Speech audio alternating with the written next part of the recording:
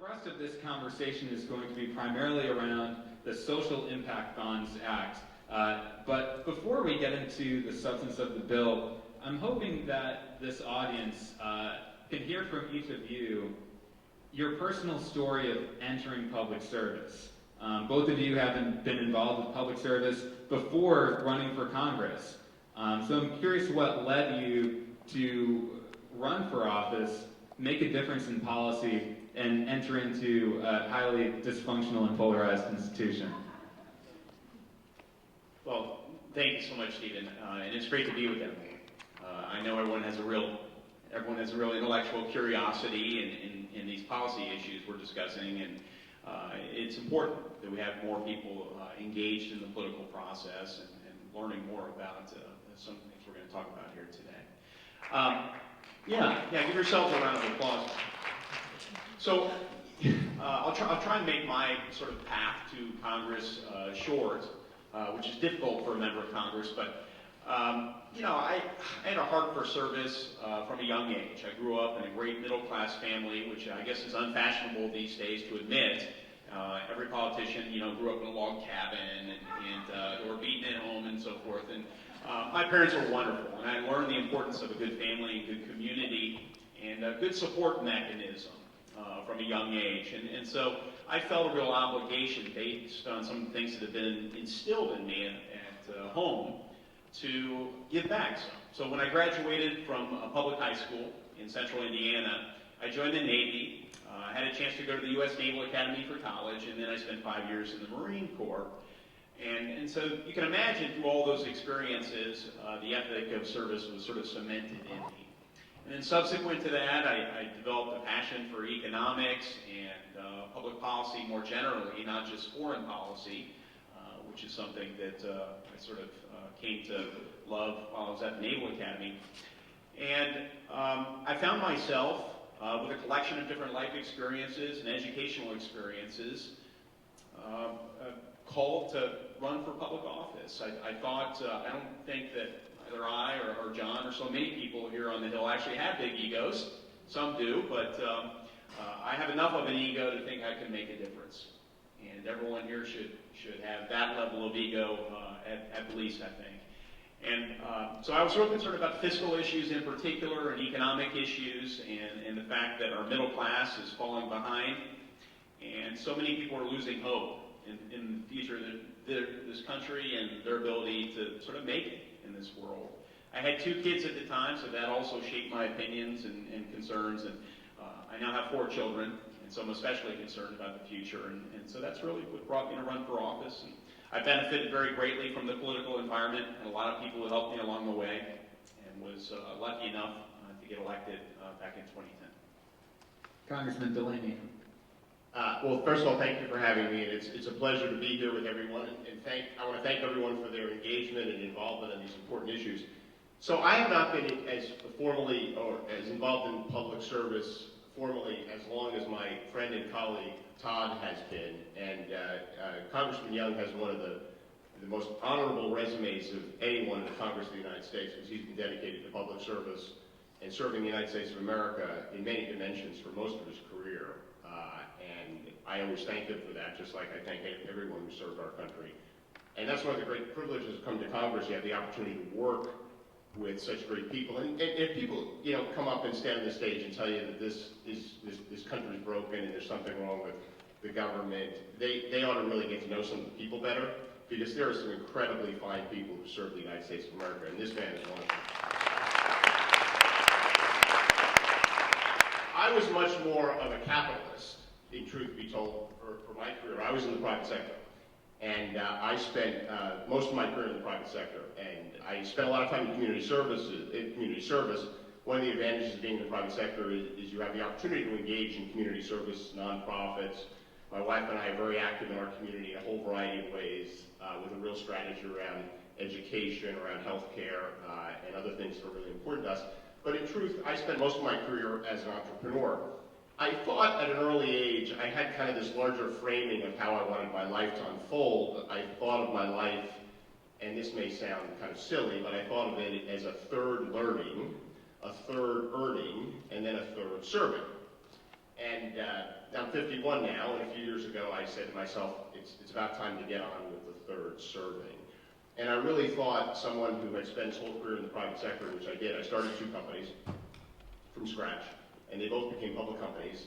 So I was an entrepreneur, a real entrepreneur, started businesses. My parents didn't go to college, so it wasn't like I took over a family business. I actually started these things from scratch, raised the capital, took them public, created several thousand jobs.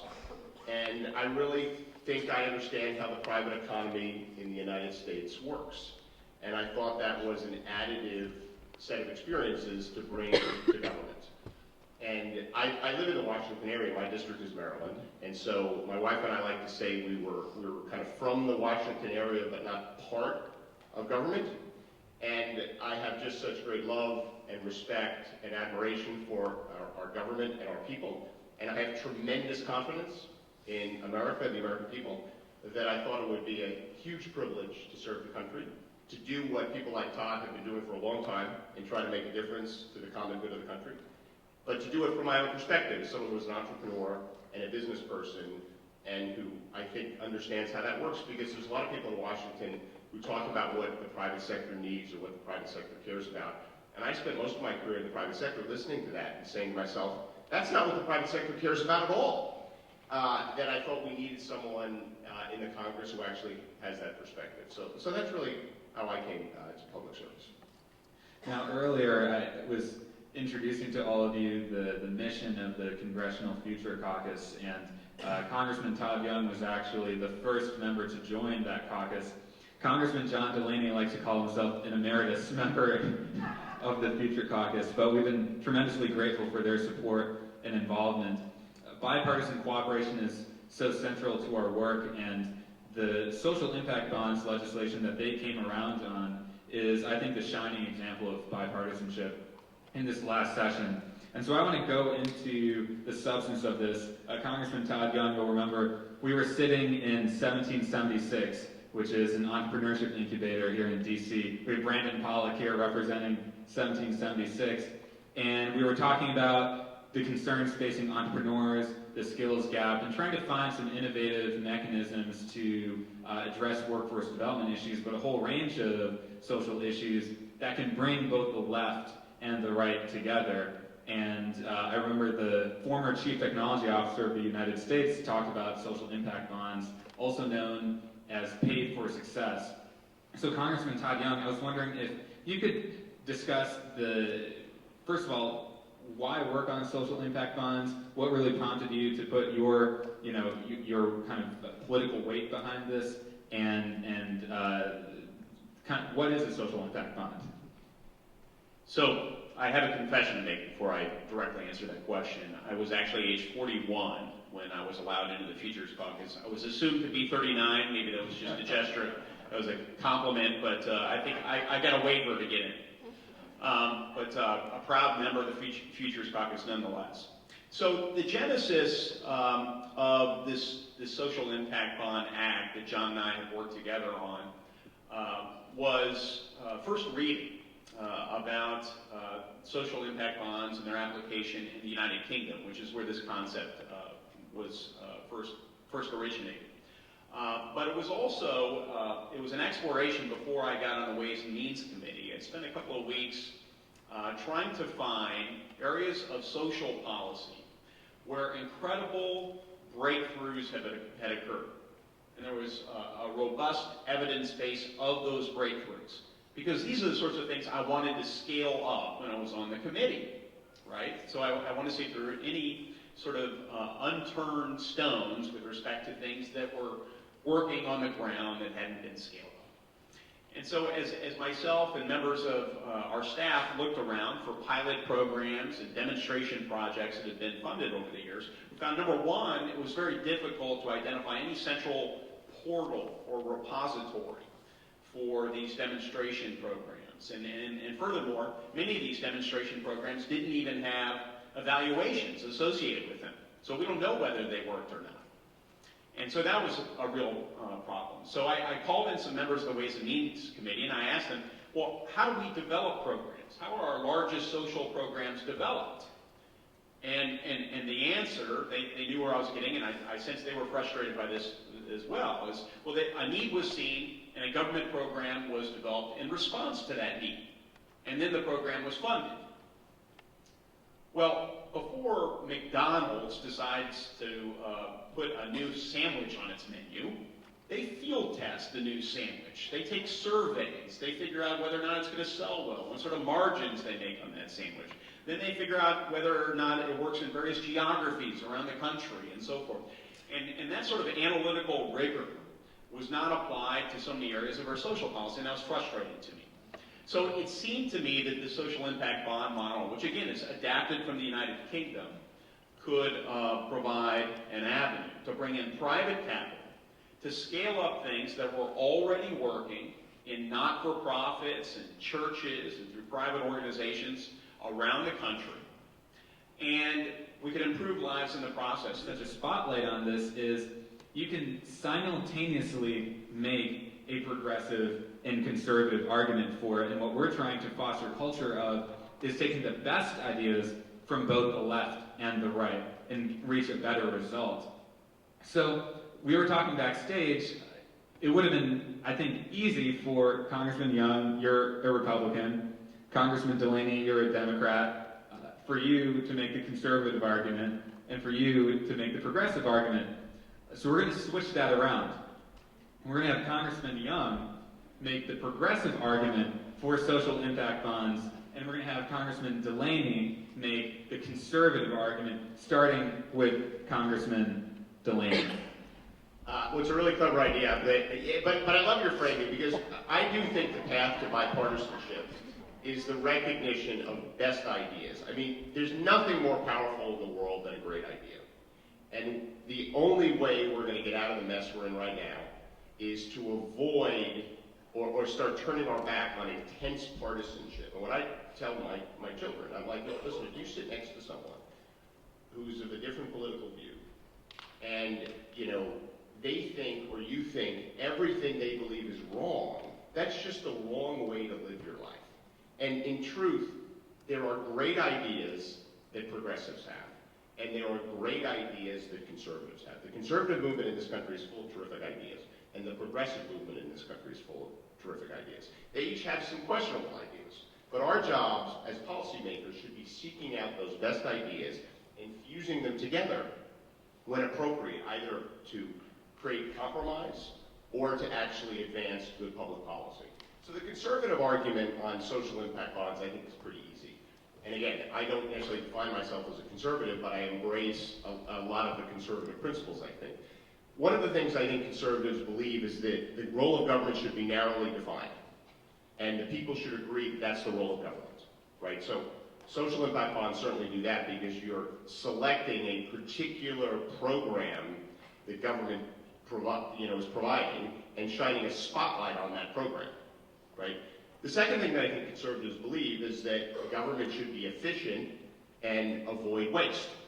Well, definitionally, if you only pay for success, if you only pay based on specific outcomes being delivered, I can't imagine a more fiscally conservative way of delivering government services. I mean, how are you not protecting the taxpayer if you say, I'm not paying you a nickel unless you give me the results?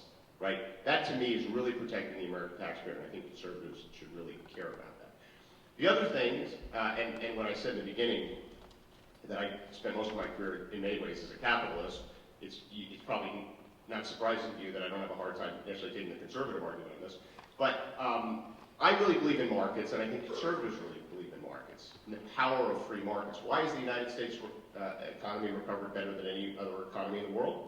Because of the rule of law and the free markets that we have. Markets are very powerful.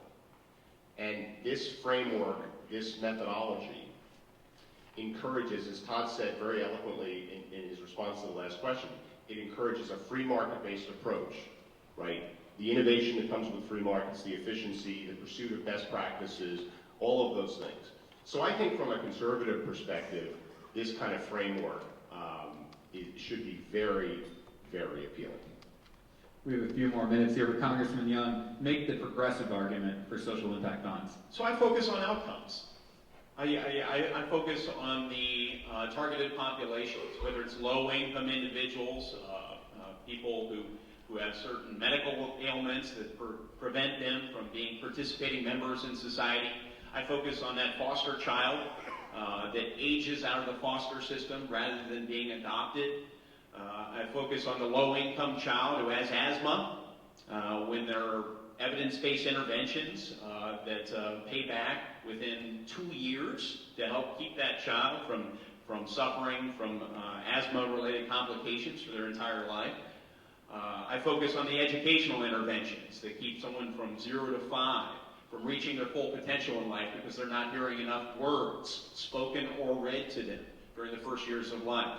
I focus on the chronically homeless person who we all walk by, assuming there ought to be some government program taking care of them, right?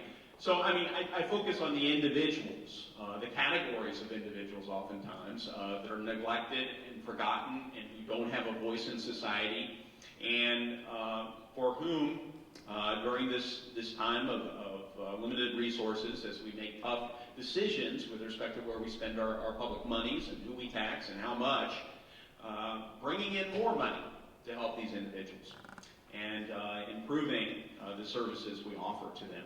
So I think if we can keep talking about individuals and the intended targets of these programs, and maybe de-emphasizing the positive return on investment that some people may make. I actually like how John characterizes it, which is the motivation, I think, behind so many people's investment in social impact bonds will be to redeploy that capital and help other people. And that probably is where most people in this audience fall. So I thank you very much for investing in these sorts of causes. I hope you'll give a look, should this become law, and I think it stands great promise of becoming law this coming Congress, on a kind of support over in the Senate, from the chairman of the Senate Finance Committee and from Senator Bennett, and some support from the Obama administration as well. But take a look at this Social Impact Bond Act, at this model, if you haven't already. Consider investing in it, and help us prove this concept so that we can continue to grow it and, to the benefit of millions of people conceivably.